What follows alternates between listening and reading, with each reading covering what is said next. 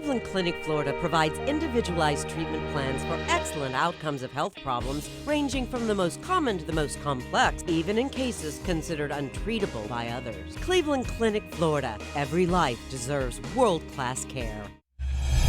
All right, welcome to the KVJ ATS Podcast. Kevin's eyes look insane, but he's got new hair. Virginia is a witch and she farts in her chair. Jason is a spaz who's got an old man's ass. Welcome to the After the Show Podcast. Here we go, Tuesday. Working through. Big exciting thing going on today is that Disney Plus that people are not able to access, actually. So. Everyone's talking about it, Virginia. And they're pissed. Yes, they are pissed. Yeah, kind of tough. Our boy Chase, who works with Chick-fil-A, originally from Vero, is now in Aberdeen, North Carolina. Hoping to get to Miami for about a month here soon. He's moving around the company. Big-time guy, though. He's a big fan of the Disney Plus, and I said the pricing is great. I know Jaber was disappointed by the episode-a-week schedule, but you don't have to get the full package that you've been talking about. If you just get the Disney Plus, it's only $7 a month. I purchased 3 years in advance to average out to $4 a month. It's totally worth it, affordable compared to the other streaming services.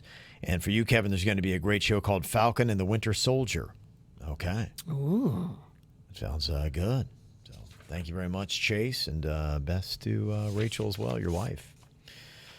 Getting people all fired up. Today is the day, hopefully, I'm going to get on that parking ticket that I received last week. Someone sent you a really long email with quite the details. Yeah, I got that. That was Roger from West Palm, and he heard me kind of ranting on it. And, to reestablish, they did an amazing job with the construction on Clematis Street.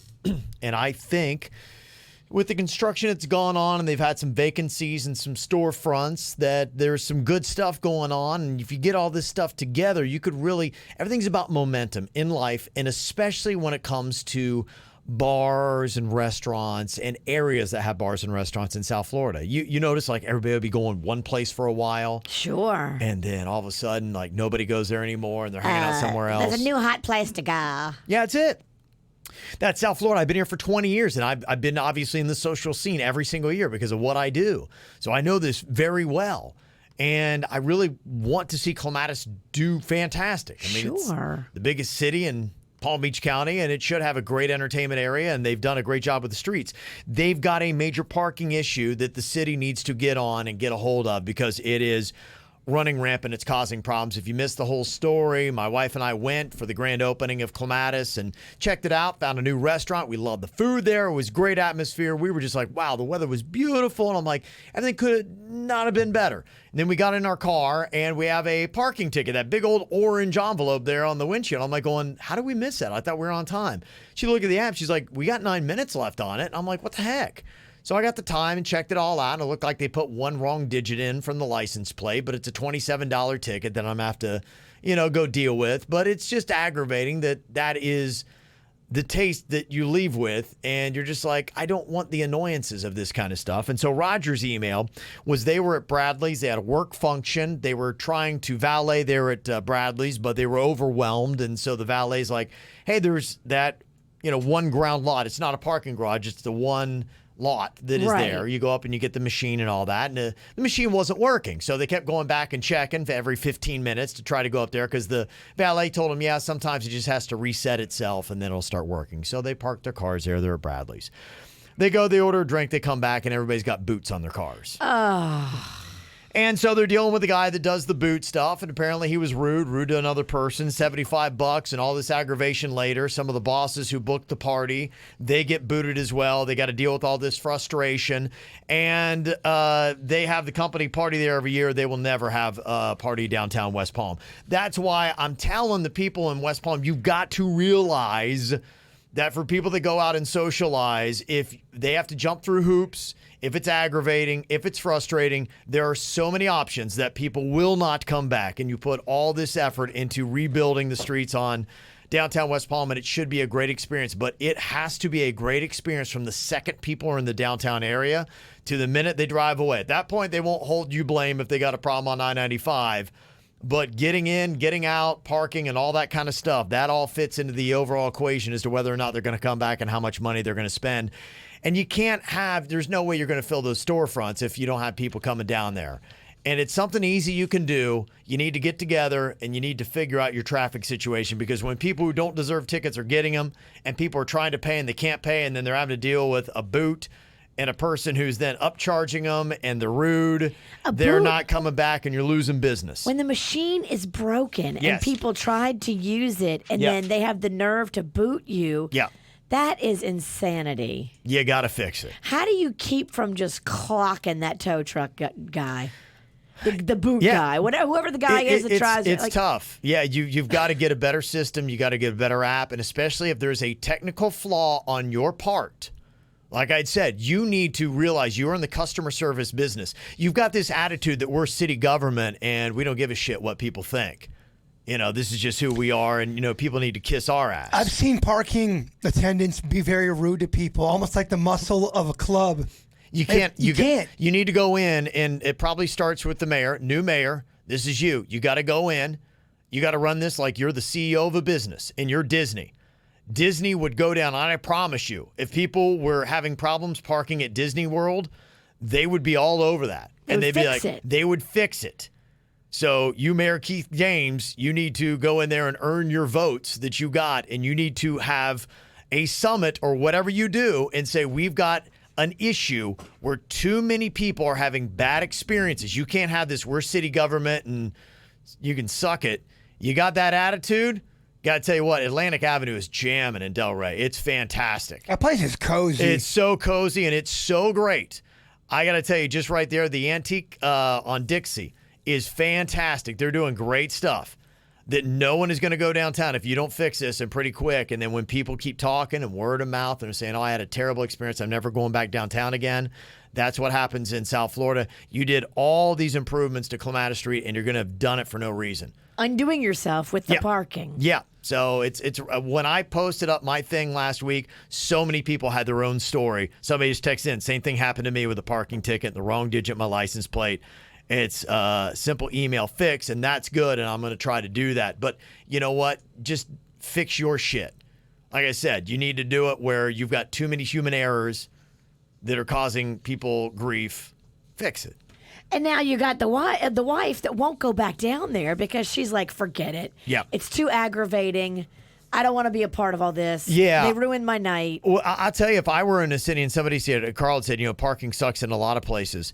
And I agree with you. I mean, like Miami Beach is a nightmare and stuff like that. But I tell you, there's enough little places that are starting to open up outside the perimeter of some of these places that you found with what happens that the big people, we're always just great. People need us. No, things are happening in today where people are like going, you know what? You look at breweries, they're off the beaten path. They got parking, all these kind of things going on. People are starting to gravitate to other places socially because they're not having to deal with parking issues. And it's such a pain in the ass. And you go to these big areas, the rent's out insane for these businesses trying to keep a business open. That if people aren't coming down and you don't fix your parking situation, it should be a top priority for Miami Beach, for downtown West Palm Beach, Delray Beach. You should always say, how can we make parking easier and more efficient, not aggravating, simple? I would always be working on flow issues and convenience, because if not, there's so many places in South Florida, people will go somewhere else. You're right. People are saying this is why I got to run for mayor. Yeah. Now, one of these days. This is why I have to lead your campaign. I'm going to be your campaign manager. We're going to fuck some shit up. Yep. That's your campaign slogan. We're going to fuck some shit up. I like it. Yeah. I like it. That's no one's ever had that slogan. And no one ever will, other than us. I don't think you can put that on a sign. You could. You just have to be clever with it. You can't spell the whole word. So you spell it F-U-K. Mm-hmm. Yes. Yeah, Carl said, I agree with that statement. Places outer lying are winning, and they are. And you're going to see more and more of that of people saying, let's take it away from these high congested areas. That's a pain in the ass to park. So that's a big part of it. That's a big part of it. If you go down and you've already dropped, you know, hey, we'll go down a couple drinks or whatever. You drop $80 to $100 like that, and then you're like, oh, now I got to pay another $30 for parking. You're like, I mean, you agree with a lot Carl's saying. You guys going out later? Should. Yeah, Carl's on. Maybe he'll be my running mate. I don't know. Carl and Kev. Yeah. We fuck shit up. That's it. There you go. I'd love to be your campaign manager for like a week. And then he'll quit. There'll be a scandal. Well, I think that's how we approach any of us if we go to politics. Right off the bat, I just want to let y'all know there's going to be a scandal, and that's how we fuck shit up. There's been scandals, and there'll be scandals. But I'm going to get the job done. Yeah. There's going to be some scandal. Yeah, back in the 90s, there was some shit that went down. People might have died. Yeah, Gavin in the chat room said, yeah, they tried to tow my car from Clematis because my parking meter still had 32 minutes and the meter said it was expired. Yeah, That's insane. Yeah, don't make it tough for people. Fix your house. Don't treat people like that. There are people that abuse the system, and sure, those are the people that, you get a boot or whatever after days or whatever. But yeah, welcome people. Make them feel like they're welcome. Don't make it feel like you're hunting for their money when they drive into that area. That's how the HOA is. There's this son of a bitch. Every single morning, he's out at 5 a.m., even earlier sometimes, with a flashlight, going under cars, looking for all these infractions. I mean, he is doing such sleuthing just to try to fuck shit up in a bad way. And there was... What's he looking for? Infractions. There was... under the car? Denny's has a small little bit of a leak that as soon as he drives away... There's a small spot on the parking lot. No one would ever notice. As soon as it rains, it's gone. This guy has taken every kind of angle. He must have taken 100 pictures, and I'm watching him do all that. I go, hey, do you think you got enough pictures? He's kind of growled at me. And even communities like that, if you're running that, you're in charge of an HOA, you need to be aware of all that stuff because there's other places to live. And I think people are realizing, no, we don't want hassles, especially when it comes to our entertainment and our lives, where we live, our homes. We just want stuff easy because everything else out there is it's a zoo. Well, Vicious V brought up a good point, because I'm looking for a house pretty much now. I'm in the market as we speak. And there's those fees I forget about. You think it's a house is $300,000. It's actually $450 because, you're part of this water membership that you have to fucking pay. Yeah, you need to know before you move into a community what the HOA fees are. Hell no, I'm not doing it. Some of them are insane. I'm not doing it. I'm not going to. If there's an HOA involved, I am getting the shit out of there. I don't think you should live in an HOA neighborhood. No. I really don't. I am built for HOA. You are not going to be happy. Where my mom and dad lived, they didn't have an HOA, kind of neighborhood. They did not.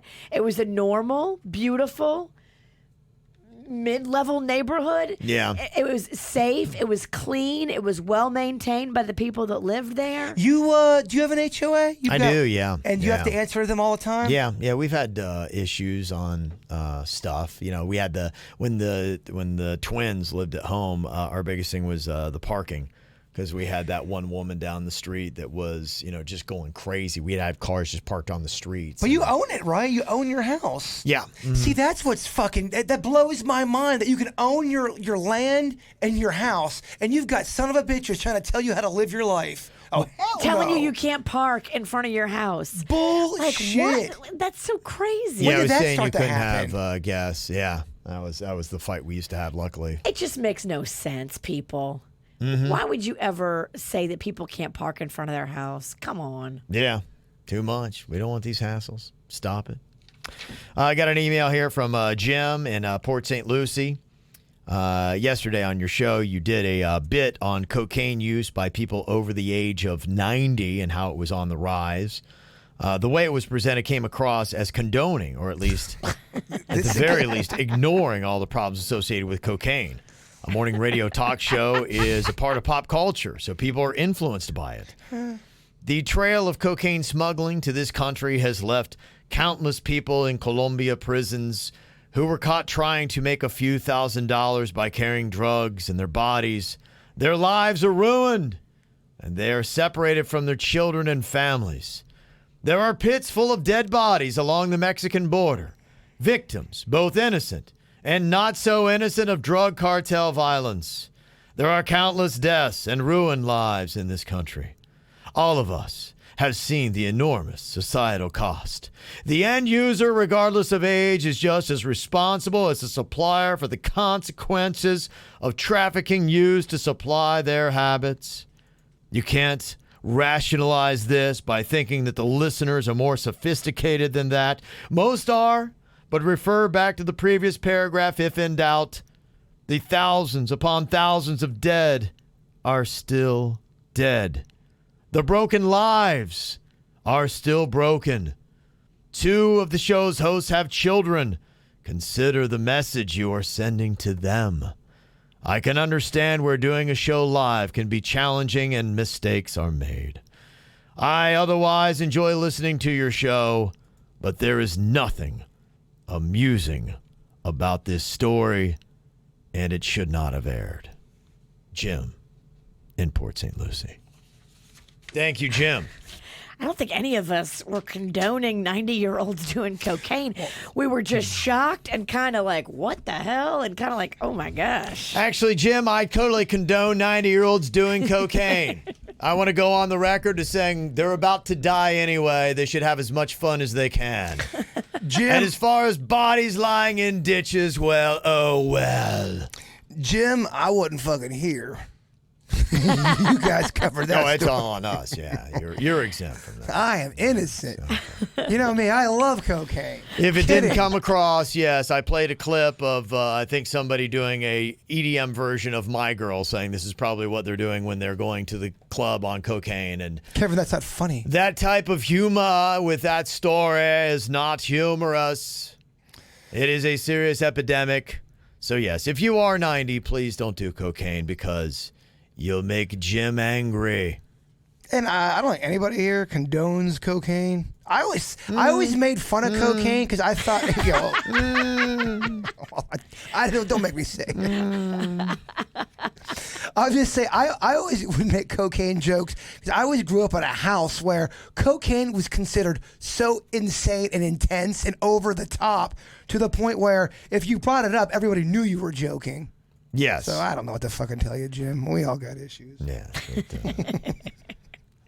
Jim did not enjoy that piece. It was in the Whacked Out News yesterday, yes. We got Kyle who sent an email here. Said, yeah, it was kind of cool. I was honored. I heard one of my emails on the after the show. I loved it.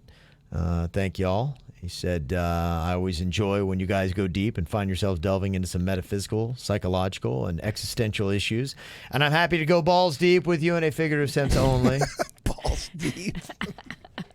One thought he had was, I think Kevin was right when he said that, what is the best age to get rich and famous? He said 34.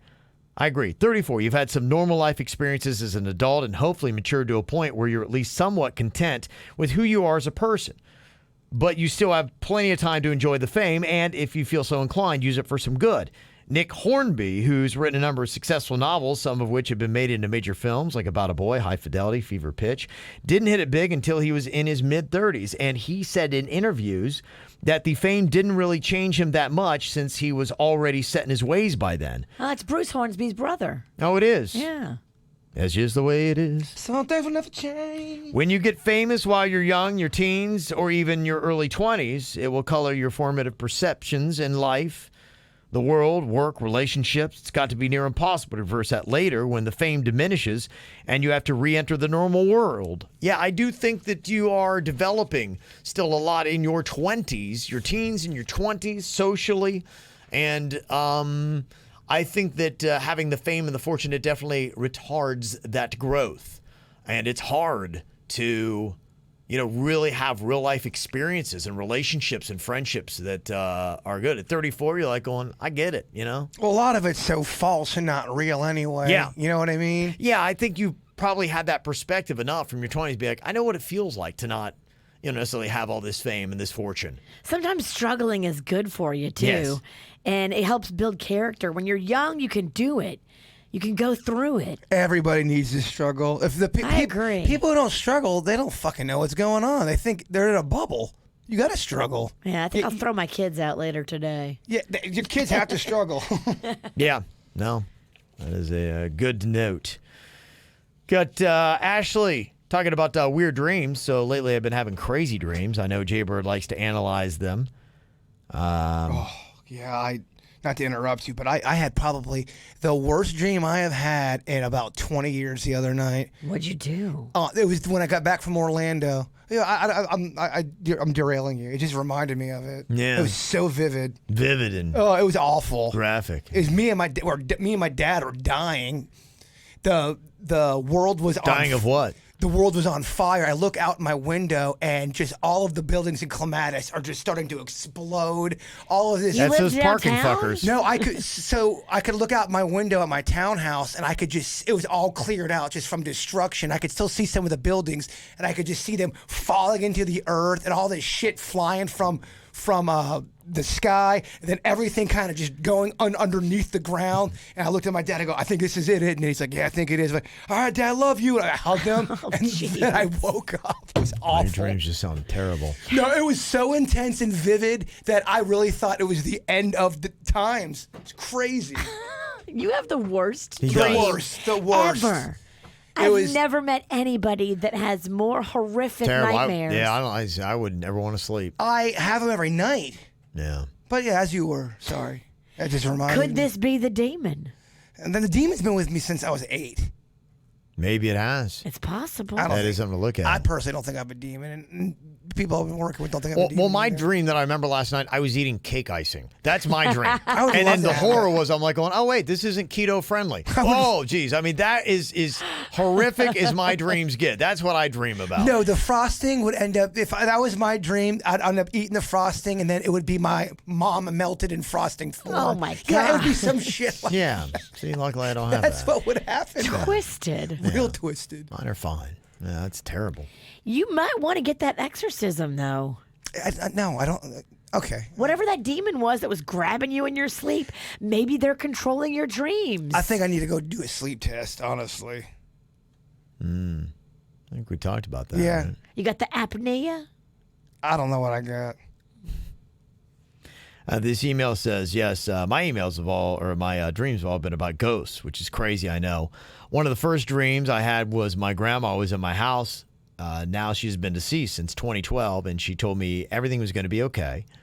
I wasn't freaked out by that one as much as the last 2 dreams I had.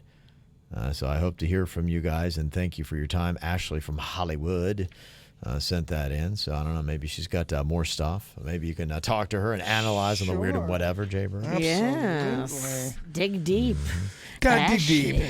Gotta dig deep. You single? I'll answer back, Ashley. Are you single?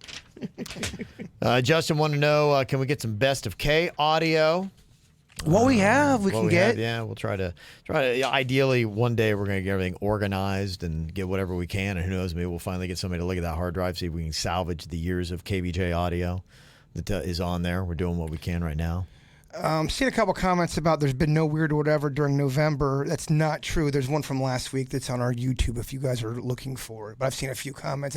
We did one in November. Okay. We haven't missed a week Okay. in a while. It's there. Yeah, it is there. Yes. Yeah. Got to go and make sure you ring that bell. You get those notifications. That is a big thing that a lot of people don't realize. We got 20,000 subscribers, and I know for a fact that they're all not hitting the bell. They'll say, "Why am I not getting an update here? Why do I know when a new video pops up?" You got to hit that fucking bell. YouTube just makes it so hard. Is it a tiny little bell? It's this thing right here. You see it right? It's right next to the subscribe button, and all you got to do is hit that, and you should get anything that we upload to our KVJ, whether it's the KVJ show, podcast, weird or whatever, produced videos, Virginia videos. So there you go. Hit That's the your tip bell. of the day. Hit the bell. What the hell? Hit the bell. Got this email. It says, hello, Jerby and gang.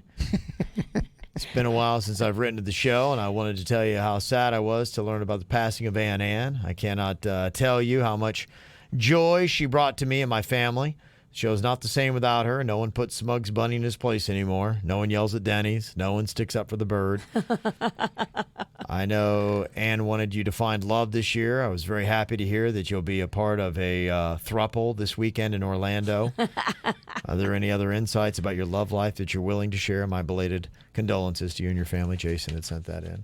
Oh, thank you very much. Yeah, how did the car ride go up? You rode up with two girls on the way to Orlando on Friday. Did you Oh, it was fine. take care of the playlist? What'd you guys listen to? I think we talked more than anything. We kind of talked for a couple hours just about just life stuff. Live. Then on the way back, we played some music because everyone was, I think, tired. Yeah. Hungover. Oh, yeah. No romantic. I wasn't really. I kind of wasn't up there. Something happens, whatever, but I really wasn't kind of looking for that. I get it. Yeah. It's tough. I mean, do you want more details? I know that you want more. I'm curious. I just want to know more about that Saturday night when Panda said he couldn't find you. Yeah, I mean, I swear on everything, nothing awesome happened as far as on that level. I'd tell you. Yeah. Not on the air when I'm drunk in a week or two. Yeah. But yeah, no, I swear on everything. There was a lot of moving pieces over the weekend, and I kind of wanted to at least somewhat be in my headspace. Okay. You said that, like in the last week, two different people have come up and said they thought it's weird that you're 42 and you've never been married. Yeah. They think people think I have such mental issues and have all kind of emotional problems, and because I have never been married. I think you are ahead of. I think things are trending more in that direction. More people are saying, it's just, and we have set up our society so it is so difficult and expensive to uncouple that a lot of people are saying, you know what, I don't want the government involved in all these kind of issues with everything I do and paying attorneys. That, you know what, let's just hang out together, and if it just one day doesn't work, then you go your way, I'll go mine. We'll figure out the day-to-day finances from here on out, but then when it's done, you just leave and I'll stay or go or whatever. I think for me, the more I analyze and kind of go within, I think I don't know how to balance a relationship and this kind of career. I don't know how you guys do it, because every time I'm dating somebody I always get it thrown in my, well, Kevin and Virginia, they have relationships. Well, how come you can't do it? And all I can say is I just don't know how to balance both of them. I really struggle trying to be good at this job. And when I mean good, I mean just trying to be lighthearted and present and fun and trying to come up with goofy ideas to send. And I find that starts to diminish when I am in a relationship and it gets serious. I don't know why.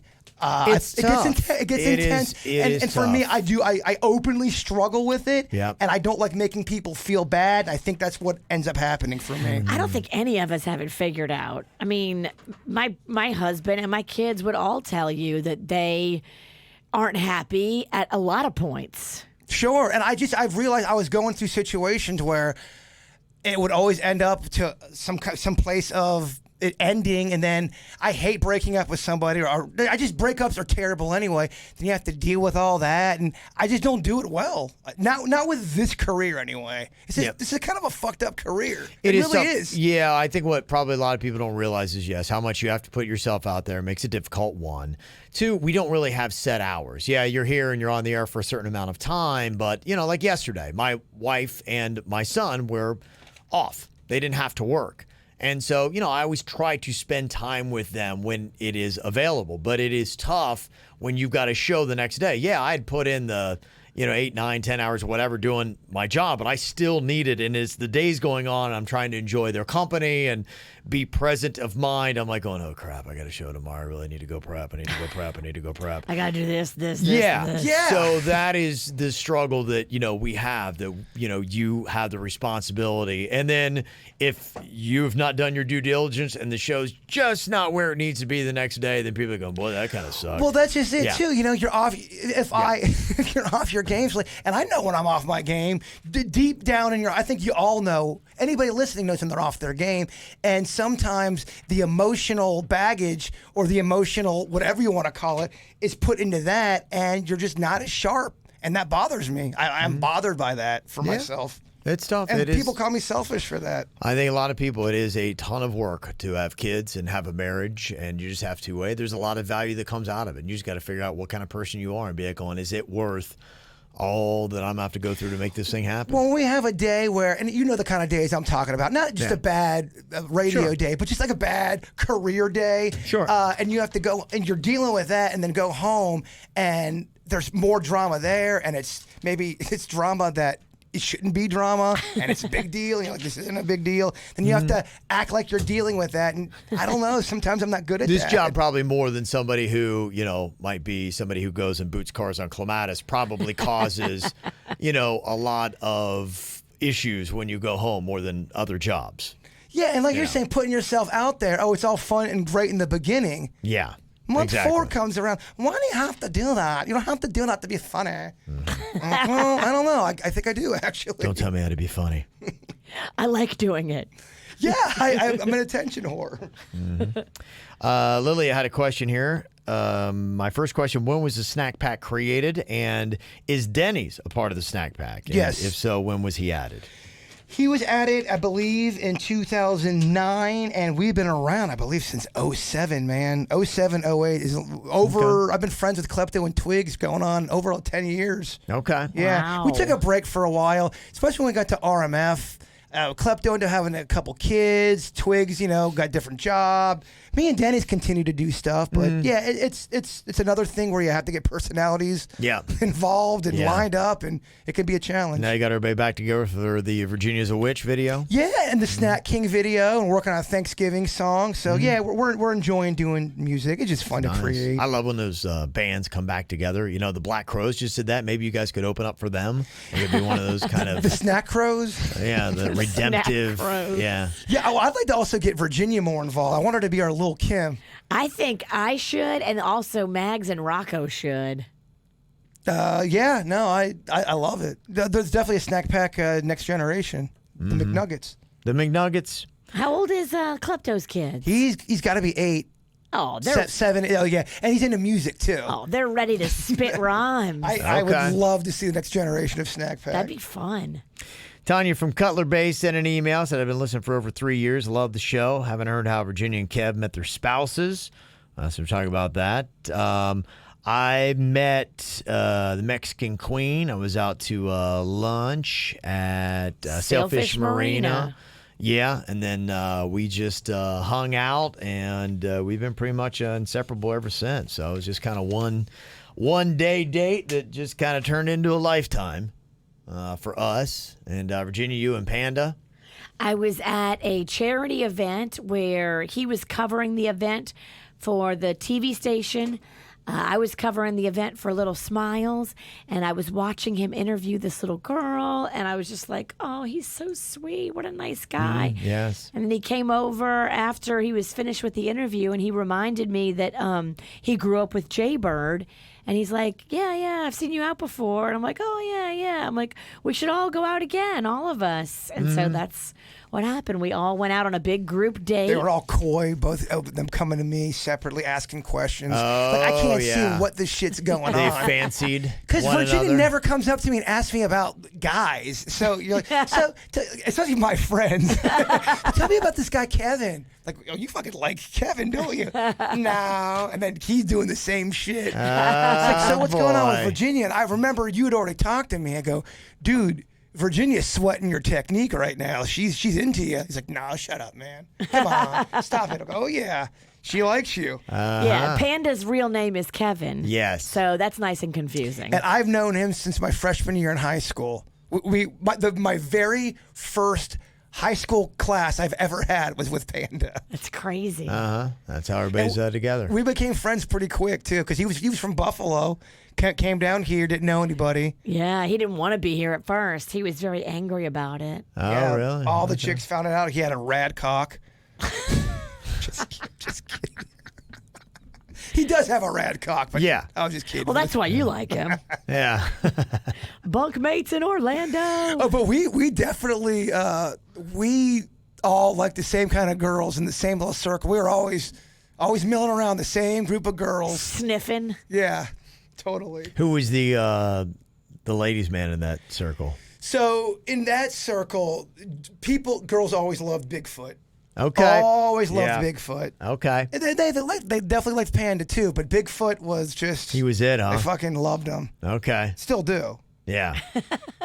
And that thing's getting tied down again, huh? It's getting tied down again, yes. Okay. All right.